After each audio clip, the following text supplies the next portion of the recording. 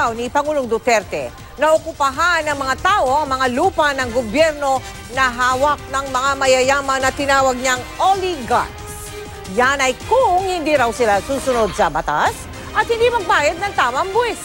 Nakatutok si Sandra Aguinaldo. May babala si Pangulong Rodrigo Duterte sa mga tinawag niyang oligarchs na hindi nagbabayad ng tamang buwis. Hahayaan daw niyang okupahan ng mga tao ang kanilang hawak na lupa ng gobyerno. So, within the next 3 months, akong ingnon na mga tag-iya o dili nagkupot sa yuta sa gobyerno nga wa mo mobayad sa inyong buwis amounting to billions. Unya, gugdit mo sa yuta sa gobyerno nga gipagkitaan ninyo nga walay klaro ug naunsa nganong niabot sa inyo. Ug dili ninyo iuli ang yuta sa gobyerno, then I will ask the Filipino people to occupy the lands that are in your hands. Das Makati, Pasay. Hindi pinangalanan ng Pangulo kung sino ang pinatutungkalan niya. Ganito naman ang paliwanag ng Malacanang. It was a statement to the, to those who are concerned. Taxpayers. Okay. And the fact remains is that he will take certain steps.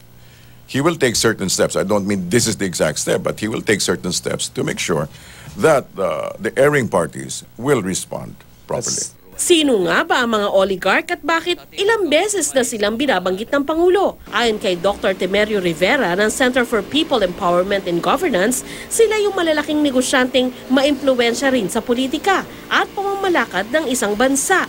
Meron daw yumaman dahil sa lupain at meron ding dahil sa pagnenegosyo. Kung mas stricto tayo, yung pamilya na matatawag nating oligarkiya, yung mga pinaka-impluensyado at pinaka-powerful, yung may kayamanan at meron din pampulitikang lakas. Ayon kay Rivera, hindi masamang maging mayaman, pero mas maigi kung marami at hindi ilan lang ang umaangat ang buhay. Hindi maganda na kokonti lamang, kokonting pamilya lamang ang nagkukontrol sa ating kayamanan at pampulitikang kakayahan.